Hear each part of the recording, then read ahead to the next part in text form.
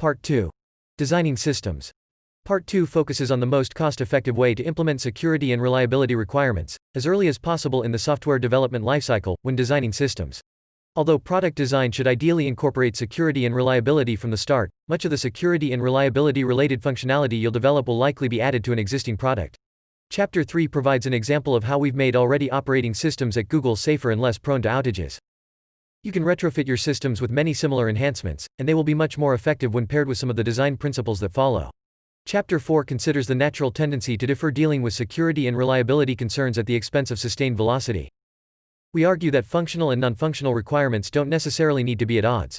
If you're wondering where to begin integrating security and reliability principles into your systems, Chapter 5, which discusses how to evaluate access based upon risk, is an excellent place to start. Chapter 6 then looks at how you can analyze and understand your systems through invariants and mental models. In particular, the chapter recommends using a layered system architecture built on standardized frameworks for identity, authorization, and access control. To respond to a shifting risk landscape, you need to be able to change your infrastructure frequently and quickly while also maintaining a highly reliable service.